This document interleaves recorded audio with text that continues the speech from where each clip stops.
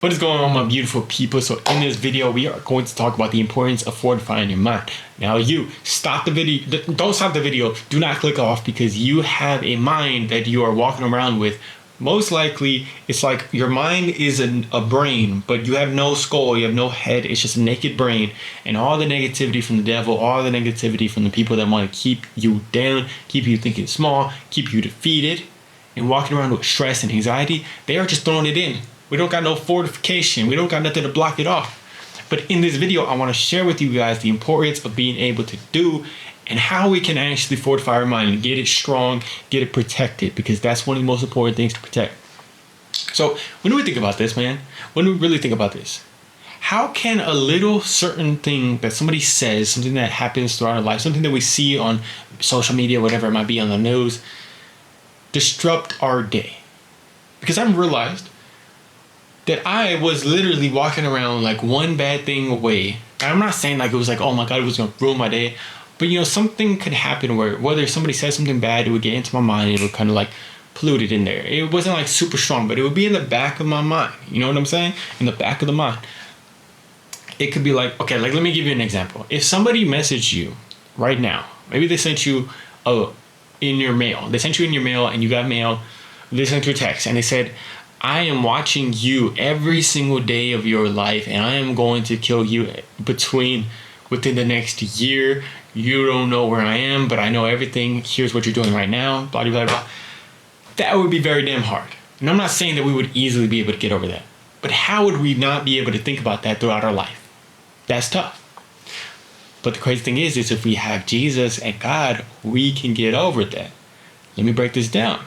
So like if we were able to trust God and know that God is protecting us, we can walk through our life with favor that protects us like a shield that's encompassing us. That's a verse. It literally protects you and you're able to walk through. Now it ain't easy, but if we were going through that, how would we go through that? I don't think most people would know how they would get through that throughout their days, their mind. Because I was also watching this documentary with my girlfriend, and it's this lady who is very freaking, it's called The Perfect Neighbor. And this lady is just very upset at these kids that are outside, just like kind of playing around. She is thinking about it throughout her whole day. And one of the things we were talking about with me and my girl was like, she's probably sitting in her house every single day, angry and upset about that. Like that's literally the only thing that's encompassing her mind. But for somebody like her, even her, she could start to get away from that. But it's just like, you have to know how we can do that. I think most people don't. So being able to put in what God says about us every single day is pretty much the only thing that's going to allow us to be able to get away from these negative thoughts.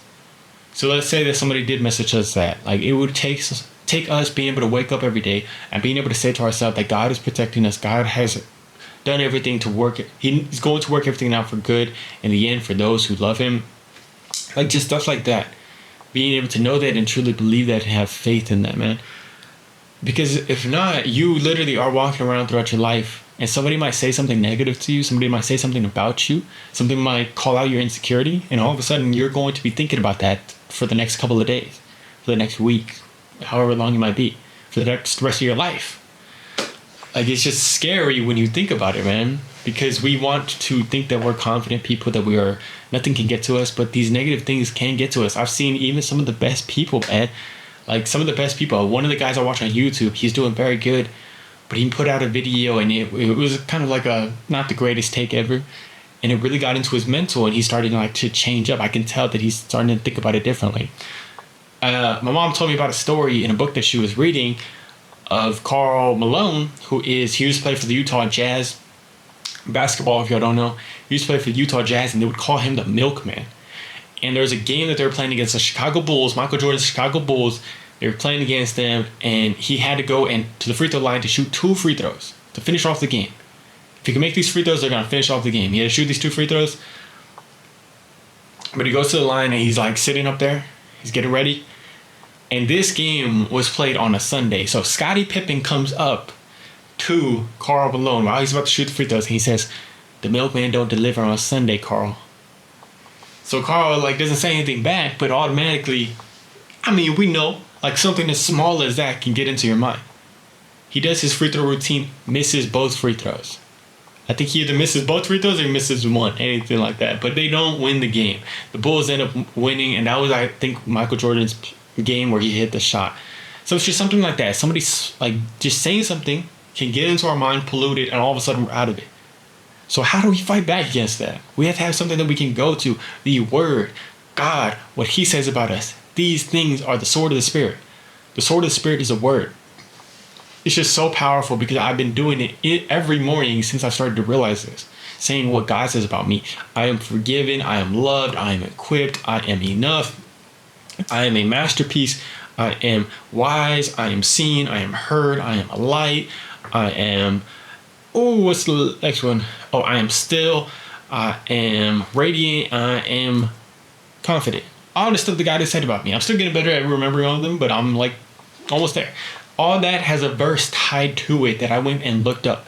If you're feeling something like maybe somebody does say something about you that you start to get into, your insecurity or anything like that, start to say that you are confident. I am confident because God says that he who placeth his confidence in the Lord is blessed.